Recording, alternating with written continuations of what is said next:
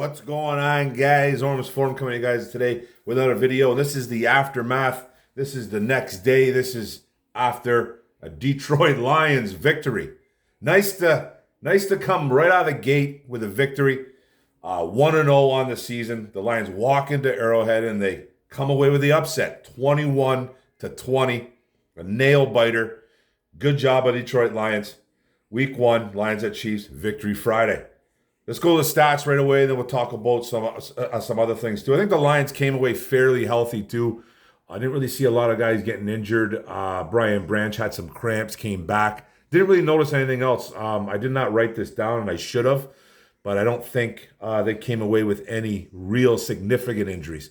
Something might have happened during the game, but all I really remember is seeing Hutchinson go down a little bit because they kicked him and didn't call a penalty. They gave him a leg whip. No penalty, of course. We'll talk about that later. And then I seen Brian Branch go down, but he was just the cramps. He came back later on. Brian Branch, baby. Okay, let's talk about the stats, though. We go to the Lions because they're on the road first, so that's what we do. Quarterback Jared Goff was 22 for 35 at a 62% completion percentage. 253 yards, a touchdown. He was sacked once. No picks again, so that streak is continuing. Running back David Montgomery was 21 for 74 yards. One touchdown, 3.5 yards per carry. Got in the end zone.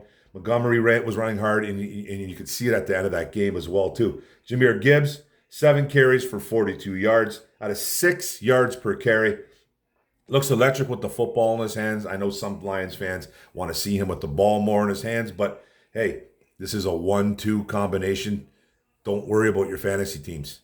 This basically just is coming from people that are just worried about fantasy. This is a nice little combo we have here. This is such a different unit, different running styles, man. So I love it. Yeah, Jalen Reeves may have been had a carry for 3 yards on a trick play on a ballsy call by Dan Campbell at their own 20-yard line, whatever, 25-yard line, whatever it was. It was maddening. Couldn't believe it. But as a unit, we ran for 119 yards. We had a couple other runs, but there was nothing really special right there. But we did have 119 yards on the ground for the Lions. Now receiving, wide receiver Josh Reynolds led the group with 4 catches for 80 yards, 20 yards per reception. He was targeted 7 times. He was a favorite of Jared Goff. That's that familiarity, guys, from those LA Rams days. And then wide receiver Amon-Ra St. Brown. He's nothing but a superstar, like I said. We've been talking about this for the past 2 years now. 6 catches for 71 yards and a touchdown, 11.8 yards per catch, targeted 9 times. Goff was looking for him, and he comes up in the clutch. Amon-Ra, man, he is special. He's a special kid. And then tight end Sam Laporta, the rookie out of Iowa, 5 catches for 39 yards, made a couple key catches. Even jumped the guy too, which kind of made me lose my breath a little bit. I had visions of TJ Hawkinson, man, getting turned over and getting concussed. But he came out unscathed, 7.8 yards per reception. He was targeted 5 times too, so Goff was looking for him. Then wide receiver Khalif Raymond had 1 catch for 20 yards, for 20 yards per catch. Only targeted once. I thought he should have been targeted more. They targeted Marvin Jones a couple of times, a couple of drops from Jones, 2-3 drops, whatever he had, and then he had that fumble in the red zone, which we probably would have came away with at least 3 if Dan Campbell didn't go for it. So Marvin Jones looked his age a little bit yesterday, but who knows what happens for the next game. And then Gibbs, the rookie too, had a couple catches for 18 yards as well. One was a first down, I believe. And I think he needs to be targeted a little bit more in the receiving game. But like I said, we're not going to worry about that right now because they came away with the victory. And I thought Ben Johnson called a really good game. Now on to the defense. Linebacker Alex Anzalone, 6 tackles. He missed a couple though. Safety CJ Gardner-Johnson had 5 tackles. And I got to talk about this with CJ Gardner-Johnson. I love the kid. I really do, man. His fire is contagious. Not only does it go through the players, it goes through the fan base too. He just gets you fired up. I can only imagine what he's doing to his teammates. So he can get under your skin, he can get under your teammates' skin, but he's a guy that is just a real deal. Doesn't back down from nothing. But he should have had 3 picks yesterday. He dropped 2 balls, 2 interceptions, and then on another, if he didn't turn around, if he turned around on time, he probably would have had a third one. So, but he had a really nice pass breakup. He did let up the touchdown though. I think the first touchdown was thrown to Rashee Rice. He gave the old "that's on me," and yeah. So, but he had a great game. I thought he had a great game. He brings that fire. The quarterback, Jerry Jacobs, up 5 tackles. You don't want to see your corners getting a lot of tackles, but he did. Linebacker Derek Barnes had 6 tackles. Thought he played pretty well. Nose tackle Benito Jones had 4 tackles, playing for getting in there for Bugs. Defensive end, Aiden Hutchinson had 4 tackles, like a bunch of quarterback hits, 3 or 4, and just pressuring all day. He was abusing right tackle Jawan Taylor from the Kansas City Chiefs. And we'll talk about that a little bit later on.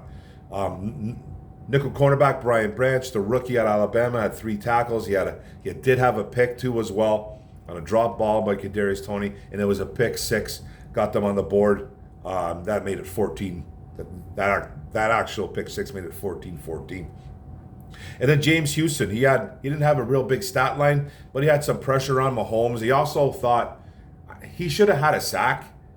He got in there one time and pressured Mahomes, kind of fell down, but ended up getting to Mahomes, pulling on his leg, twisting on his ankle, and then they don't call in the grasp. I don't know if that's not a rule anymore. I thought it still was, because it's pretty dangerous just letting the quarterback like that just kind of hang there, free, and you twist. And I thought the whistle should have been blown. It was bizarre to me that they didn't call a sack on that, and you could tell Houston was upset about it. He was just laughing about it, like, what the hell do I need? What do I need to do, man? That was a sack. He was holding on to it for like seconds, 3-4 seconds, and the referee was letting Mahomes continue to play, to make a play. And I don't want to be that guy that complains about the refereeing, but my God, was it abysmal yesterday? It was abysmal, especially with the right tackle, Jawan Taylor. And we'll talk about that again later on. Hopefully I don't forget. But yeah, let's go to the stats for the Kansas City Chiefs. Quarterback Patrick Mahomes was 21 for 39, 53% completion percentage, 226 yards, 2 touchdowns, and a pick. He was not Patrick Mahomes yesterday. Now, there was a lot of drops going on with that Kansas City Chiefs team. Not going to lie. I think there was 4 alone with Kadarius Toney. 4 alone. But I still think there was a couple there that were questionable with Kadarius Toney.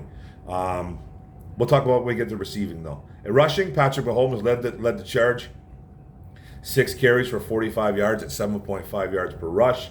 Running back Isaiah Pacheco was running hard, but he only had 23 yards on 8 carries, 2.9 yards per carry. Running back Clyde Edwards-Helaire had 6 carries for 22 at 3.7 yards per carry. And the Detroit Lions defense held that offense to 90 yards rushing. Not even talked about, none of that talked about. Of course. The receiving, wide receiver Marquez Valdes-Scantling had 2 catches for 48 yards, 24 yards per catch, couple targets.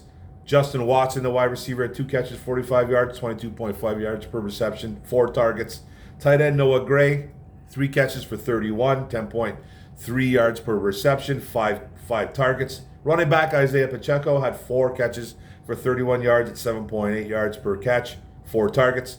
Wide receiver Rashee Rice, the rookie, had 3 catches, 29 yards, a touchdown, and 9.7 yards per catch, 5 targets. So he was a guy that Mahomes was looking for. And tight end Blake Bell had 2 catches, 12 yards, and a touchdown on 6 yards per catch. So, and three targets alone. Mahomes hit 11 different receivers through the game. He was involving everybody in this football game. Everybody down the roster. Everybody got a look. So, credit to Patrick Mahomes. He did what he did. Travis Kelce wasn't there. But, hey, man, I don't care if Travis Kelce wasn't there. Good teams figure it out. And, Lions aren't getting no credit. So, and then the defense, cornerback Trent McDuffie had 8 tackles, 1 forced fumble. And then linebacker Nick Bolton had 7 tackles. He was all over the field like I thought he would be. I had a couple pressures as well, too. Then safety, Brian Cook, 7 tackles and a fumble recovery. Defensive end, Mike Dana, the Michigan guy, 6 tackles and a sack. He was giving some problems to Decker. And then safety, Justin Reed, 6 tackles. Defensive end George Karlaftis had 7 tackles. They had a pressure or 2. He was in there. O-line played great for Detroit, though. They didn't give up a lot. I think I believe it was Sewell and Ragnow didn't give up any pressures whatsoever. I think I have it written down here somewhere. Sewell and Vaitai, I think that's who it was. Sewell and Vaitai didn't give up a single quarterback pressure. And Ragnow played well, I thought, as well, too. So, and then cornerback L'Jarius Sneed had 6 tackles. Linebacker Leo Chanel, the young linebacker, had 6 tackles as well. Now let's talk about the game a little bit. We'll talk about the Lions, the Lions defense. Vaitai, I thought, played great at right guard. I wasn't sure who was going to start. To me, in my opinion, I thought Glasgow was going to, because it just sounded like during the season that's what was going to happen, preseason. But Vaitai played well, man. He didn't give up any pressures. He didn't look... I saw him one time, he was on the ground kind of stretching out his back, but I think he came out pretty much unscathed. Hopefully he's okay. I thought Gibbs played well. I thought Jahmyr Gibbs played well, even though it was limited. He's electric with the football in his hand. There was one play where he got the ball on the off tackle, was to the right, and he had the man beat. There was real estate. It was a touchdown. It was no problems right there. He would have scored, but he slipped. And he got the Fred Flintstones, man. His feet just all of a sudden started churning, and he fell down. He probably got just too excited. He's got to learn how to calm down a little bit in those situations. But he was open for 6. It would have been like a 10-yard walk-in touchdown. But I thought he played well. And then Jared Goff, he played well too, man. Nice completion percentage. Made some nice throws when he needed to. He wasn't perfect. The one thing that I can say about Jared Goff, man, that just still kind of bugs me is that his vision when there's an open field, he'll never run. There was a time in the game where I thought, I believe it was fourth and 4. I forget what it was. They didn't get the conversion. There was a little bit of pressure, but not enough. But to his left was real estate for days. There wasn't a guy within 15 yards. And he still threw it to his right, and it got knocked down by a defensive lineman, I think. It might have been Mike Dana. I forget who it was. It might have even been the defensive tackle. Don't really remember. But it was knocked down. But he had space to his left where he could have walked. He could have walked and got a first down. That's just the only thing that bugs me yesterday about his game. That was the only thing. He had a couple opportunities where he could have just maybe slipped out and ran, but he's not a runner. So it's like, but I don't even think you even needed to be a runner in that situation. It was just open real estate. But that's the way he is. That's what Jared Goff brings. He's not gonna tuck and run, and that's whatever. But I think it could become a problem maybe down the road. But hey, man, he played a great football game, so I'm sure people are going to come at me now saying, "Yeah, you picked on Jared Goff." Like I'm sure people will do it, but I thought he was great. It's just that one part of that game yesterday, he could have made a couple plays, but he doesn't do that. And then offensive tackle Penei Sewell was locked down on whoever he was on. He just killed it. Penei Sewell, no pressures. He was great, opening up holes. Ragnow played good. So we have some good guys on offense. Reynolds was awesome. Josh Reynolds stepped up big time at 80 yards. Amon-Ra St. Brown, never mind. David Montgomery, I thought ran well. I thought the offense was a little bit stale at times, a little stagnant. But in the end, I thought they picked up the pace and they did really well. And then for the defense, man, Marvin Jones was bad though. Marvin Jones was really, really bad. He looked old. He actually looked really old, man. And a couple drops, man. The fumble I thought was huge. Took away at least 3 points, like I said earlier. Who knows if Campbell would have went for it though? He probably would have went for it. So he needs to be a little bit better. I'm going to see what happens coming up against the Seattle Seahawks next if Jones gets limited snaps or some snaps taken away. But we'll talk about that later. The defense, I thought Lee McNeil played well. I thought he was getting held a ton. No calls. Absolutely 0 calls. Linebacker Barnes, I thought, was all over the field. Josh Pascal made a big stop late in that game on a 4th and 1 or 4th and 2, maybe even less than that. He had a huge stop, broke into the line. Looked like he was pretty much unblocked, but he shot in and made a stop on the sweep. And then it was just a nice, and I think they punted. So I think it was a 3rd or 4th down. I forget what it was, but we got the ball back. And that was a great play by Pascal. I thought Pascal played really well. And then C.J. Garner-Johnson, I thought he played well. He had a couple pass breakups. He had a couple really nice tackles in the open field. He could have had 2 or 3 picks, dropped 2 of them for sure. But I thought he played well. And then the guys that didn't play as great, I thought Cam Sutton didn't have a great game. Not saying he had a terrible, terrible game, but he had that one penalty that was big. He let up a couple big balls. He needs to lock it down a little bit more. Jack Campbell looked like he struggled a little bit, but that's okay. Will Harris didn't look that great. Malcolm Rodriguez let up that big catch to Jerick McKinnon. Those guys will step up though, and then they will be better. But I thought overall the defense played well. You held them to 20 points. I know Travis Kelce wasn't there, but you held that team to 12 to 20 points. And hey, there's nothing wrong with that, man. You can't get upset about what this team did, man. You just really can't get upset about what they did. They gave up a couple field goals, but 2 touchdowns. You can't ask for anything better, man, going into an environment like that. So 1-0, man. The Lions are. I thought they played a pretty sound game. People can talk about, did they look a little stale on offense because of the preseason stuff? I just think it was the environment. Going to Arrowhead, facing the Super Bowl champions. Not only is that a tough place to play because it's Arrowhead, you're facing the champions, you're facing the best quarterback in the world. I know he didn't have a superstar tight end, but the tight ends weren't the problem. Tight ends caught some balls, man. Noah Gray had 3 catches. Blake Bell had 2 catches and a touchdown. So I don't want to hear the excuses. Nobody gives any of a touchdown. Yeah, and nobody gives us excuses when we lose because we're just so used to losing. So it's like when St. Brown's out, when Jared Goff was out last year, people are like, well, he just SOL. He lost the game. But when the Kansas City Chiefs lose, it's because, Chris Jones is out. It's because Travis Kelce's out. Some of that might be true, but we had guys out too. And I'm not going to sit here and compare Isaiah Buggs, Emmanuel Mosley, who else did we have out for that game? Jamison Williams on a suspension. I'm not going to compare those 3 players, the guys like Kelce and Jones, but we had key guys that were out as well. And people have to realize that. This is football. Next man up mentality. That's the way it is. We walked into a hostile environment and won that game.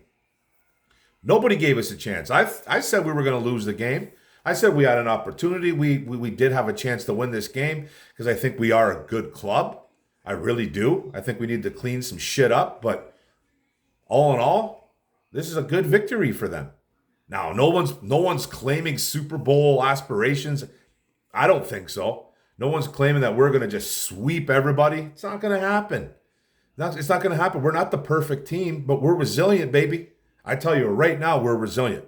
We're a team that is going to fight to the finish. Every game is going to be hard fought, man, no matter what. It's going to be. So buckle up, Lions fans. It's going to be one of those seasons. It's going to be a seasons where you're going to have, I think, 1 week we're going to blow a team out of the water. It's going to happen at least once or twice this year. I think it really will.